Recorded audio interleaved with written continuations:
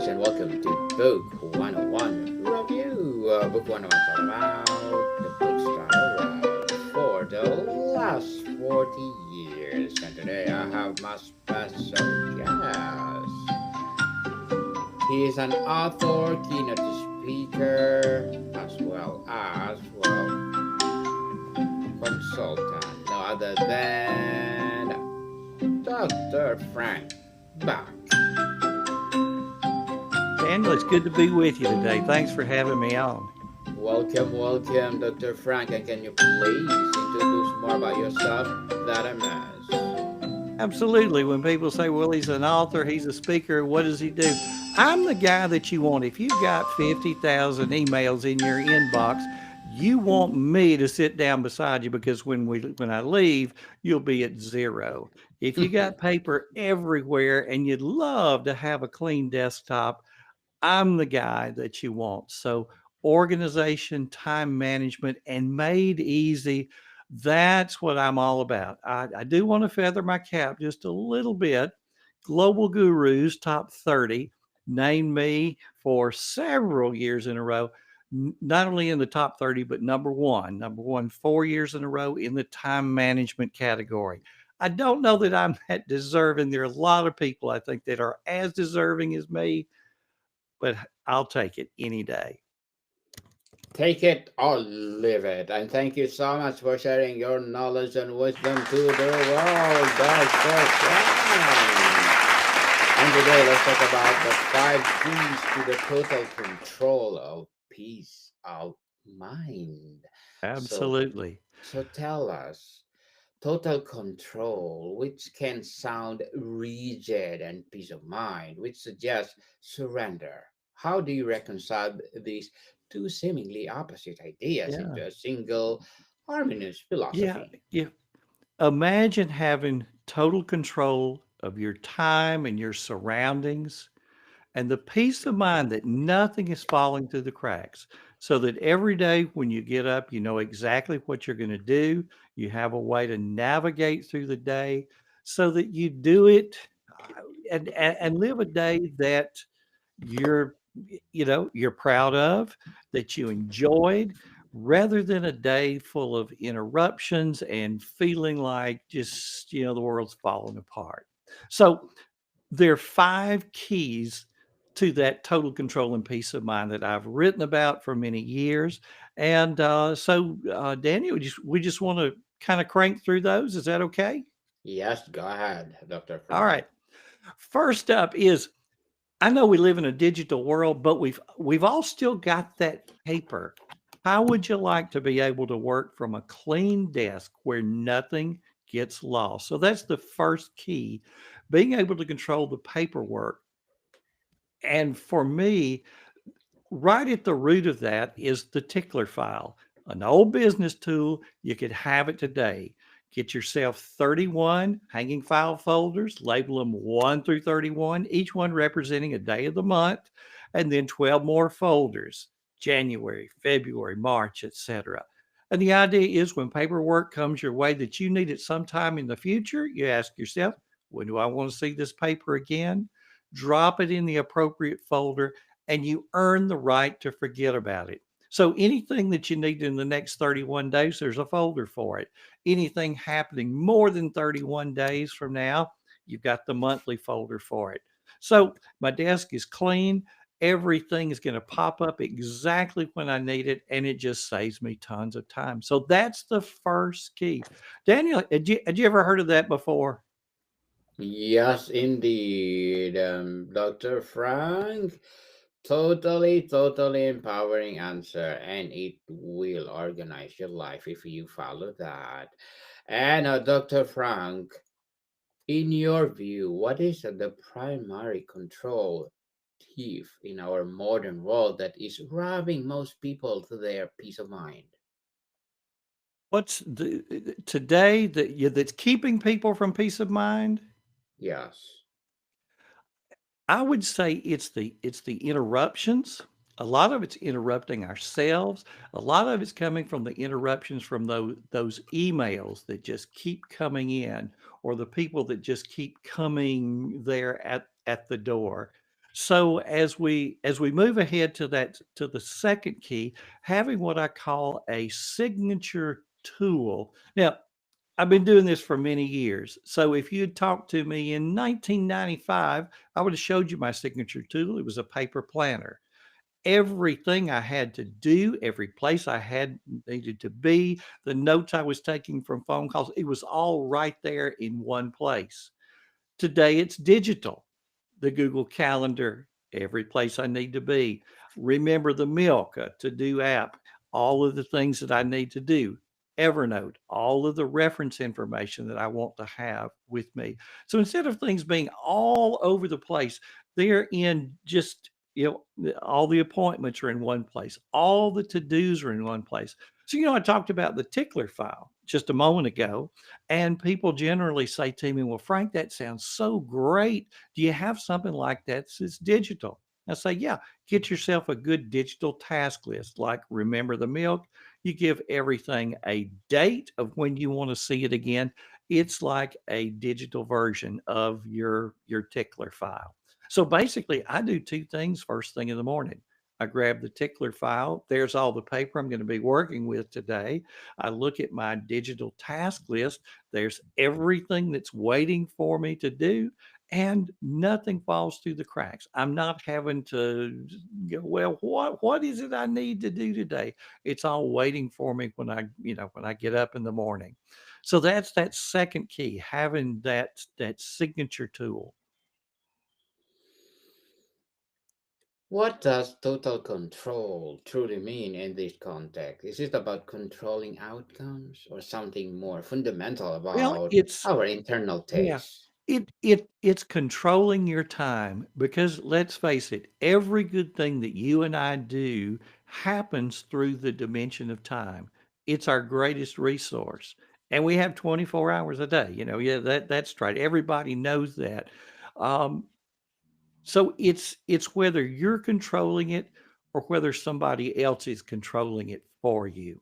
So let me just give you from what we've talked about so far some ways that we could put that together in our own lives. Think about the people that come to the door and say, "Hey, you got a minute?"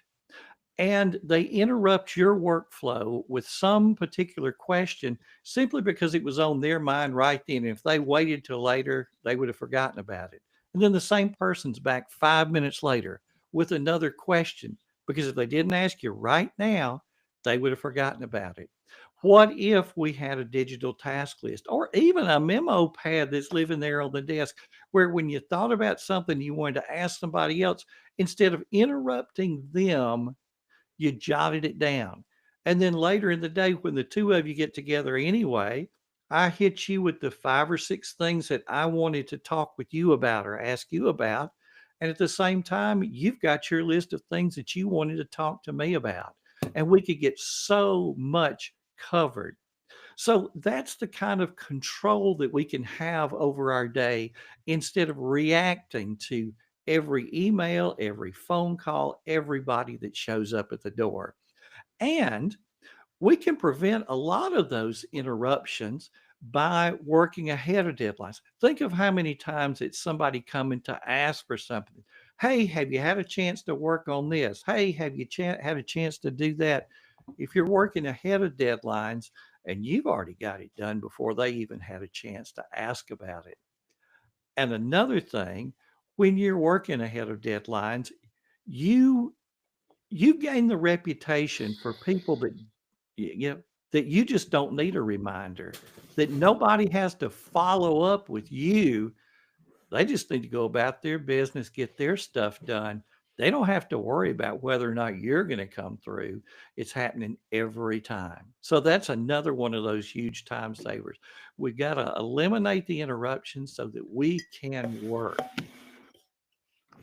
We can work for sure. So if we had to identify one of the five keys as the absolute non-negotiable foundation upon which the others are built, which one is it and Absolutely. why?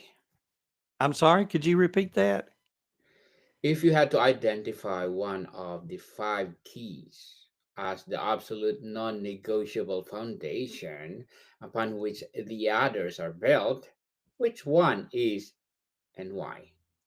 Gosh, I would say it's key number 2 that we covered, having that signature tool that every place you have to be, everything you have to do, the reference information that you want to have from anywhere, that it's right there and you're not having to look all these different places. And what is the most effective first step to take when you notice your thoughts spiraling into anxiety or fear to regain control of your mental landscape? And therein lies the important thing. What you just said, it's the gaining control. There are times when I feel like the most important thing that I need to do, if things are a little out of kilter, is just get back in control. It's not to answer another email. It's not the urgent thing.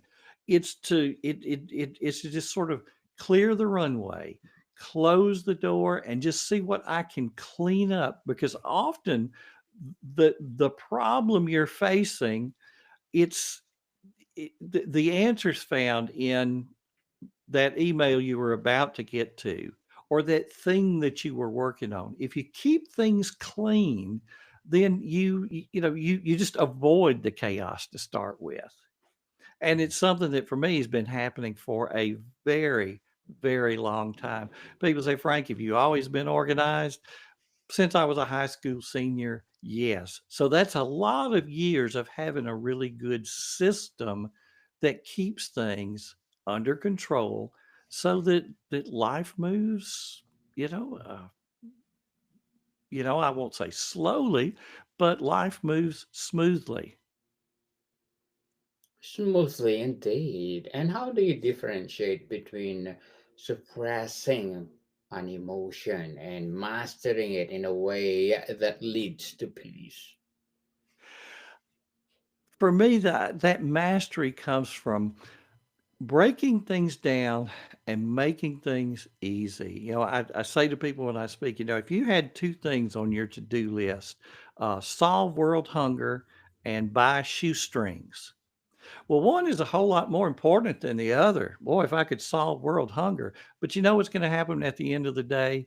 Shoestrings will have been bought because we know what they look like, we know where to get them, we know roughly how much they're going to cost, we know how to install them when we get them home. And solve world hunger, where do you even start? So much of it is breaking things down into those small, very doable steps, and then you can get started. And that's key number 5 of the 5 keys. Handling multiple projects, and you do it by knowing exactly where you are on each one, knowing the exact next step on every one of those projects. So that as you're moving through the day, you're just working your list. And the next step on all these different projects is right there on the list, and you're making progress on a number of different fronts all at one time.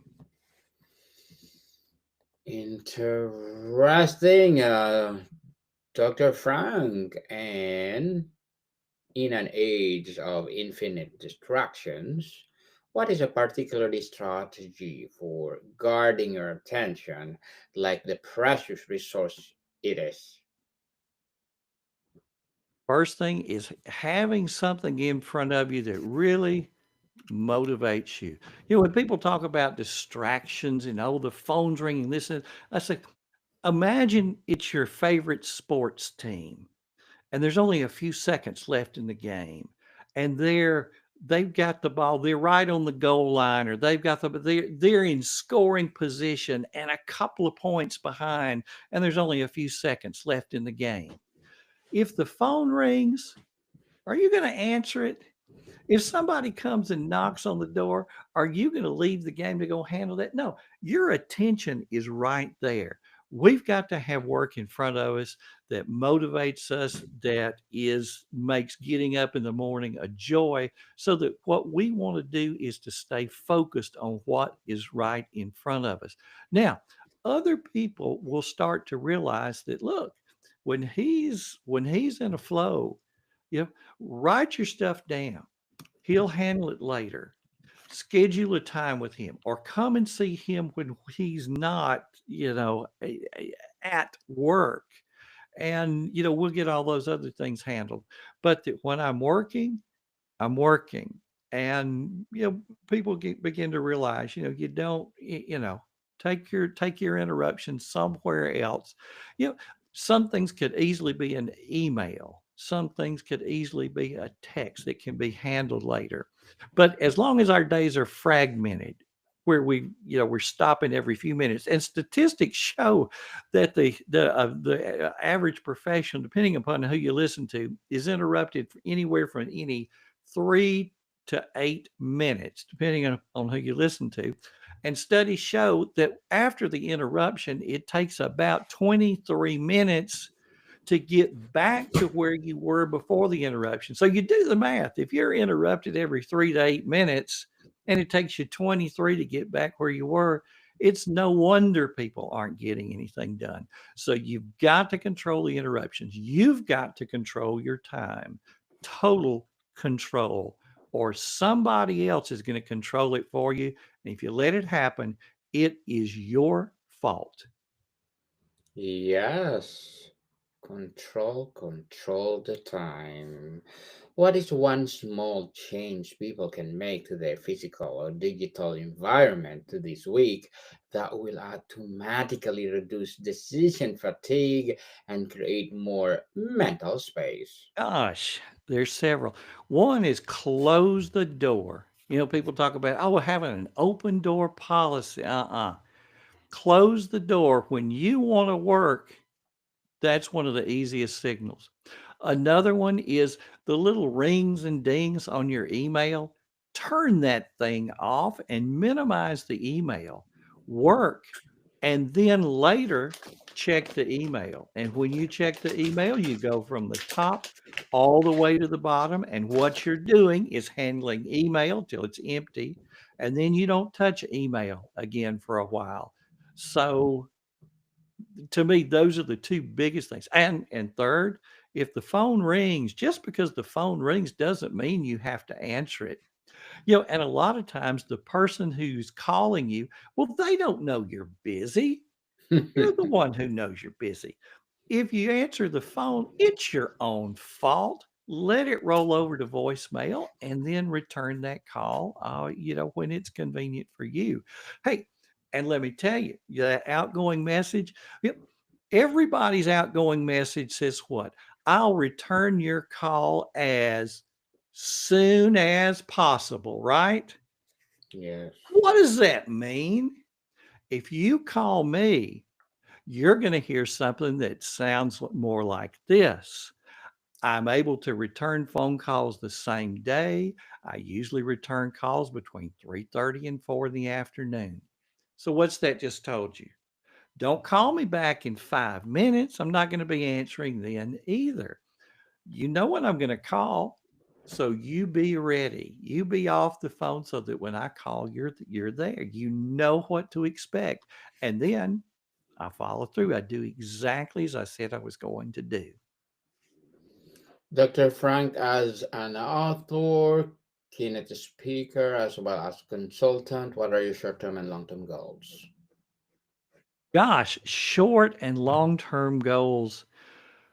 Short-term goals are to get more eyes on the work that I've done. I've got 2 books out there, Get Organized, Time Management for School Leaders. I was a principal, and my other book, Get Organized Digitally, The Educator's Guide to Time Management. But don't let those titles throw you off. You don't have to be a school principal to get value out of those books. It talks about the things that we have talked about so far during this interview. So I want to get more eyes on those books so that more people out there become organized. Long-term goals, for that word to just continue to spread and spread around the world. I've had the opportunity to go as far away as Australia, the other side of the globe from the United States, to talk to people about getting their desk clean, getting their email empty, spreading that message that there's an easier way to work and play, that we don't have to experience all the stress and sleepless nights and what is it that I forgot to do. Having a good system, you work the system, and life just gets a whole lot easier. Life for sure get easier, and thank you for that. Short-term and long-term goals. Good luck, and looking forward for more success, Miss Dr. Frank. And can you please give a piece of advice for those people out there want to be like you? If you if you're one of those that's like, I got to get organized, I don't even know where to start. I have nothing. Get yourself a memo pad. And when something occurs to you that you need to do, and you go, I got to remember to do that. No, don't remember to do that. Jot it down. You just jot it down. That's what I did when I was a high school senior and everything was pencil and paper. And then I just took what I had jotted down on little scraps of paper and put those in order and then got busy. So you trap things. It could be a memo pad, it could be a to do app, but you trap it immediately and then you earn the right to forget about it. And then later in the day, you look at those things, you put them in a good order, and you get to work. You trap it, you organize it, you do it. And everything else, it falls right into that. Thank you for that advice, Dr. Frank. And can you please recommend a book or books that influenced you, Johnny? Other books that have influenced me, um, there's a book by Dr. Charles Hobbs called Time Power. It was written back in the 80s when everybody who was anybody had that day timer. And it was really a book about how to use that tool to organize your life. It was so elegantly written, and it was a motivator for me to now, as we move into a digital world, how can we design something that elegant and write about it as elegantly as he did? A second one is a book, and also an older book called To Do, Doing, Done, and just a wonderful book on how to handle multiple projects. Again, going back to that idea of breaking things down into the individual steps and relating those back to, to the major project. Wonderful book. Of course, also in the time management organization category, David Allen with Getting Things Done. That came at a time when we were entering that digital age, and his work really went very well with both the paper folks and the digital folks. It really resonated with both sides of the fence because of the techniques that he talks about. So those three great books, but of course I'm a little partial to the ones that I've written thanks to all of those people who went before me, and I'm able to build on ideas that have been out there and incorporate other people's ideas with my ideas to come up with something that's unique. Something unique, and thank you for that. Recommended books, uh, Dr. Frank, and tell us what is or where does compassion for oneself and for others fit into philosophy of total control and peace of mind? Wow. It's a mindset. When people first get to know me, they say, it can't be this easy. Life is just, it's so complex, it's so hard. Um, And if it's hard, it's because you've got a system that's perfectly designed to make it hard. Life doesn't have to be as hard as we sometimes make it. It's having that system, having that unique way to handle the papers. Like the tickler file is just one part of that key. Uh, having as that second key, that signature tool. We haven't talked about the third key yet. All of those repeating tasks that you have in your life. Think about the things that you have to do every week, every month about the same time, every year about this time, and there's nobody else that's going to remind you of that. It's on you. How do you keep up with all of those things? And for me today, they're just tasks in my digital task manager, and they've just been marked to repeat when they're supposed to repeat. So I don't have to, once I throw it in there once, it just shows up when it needs to show up again. So that's the third key.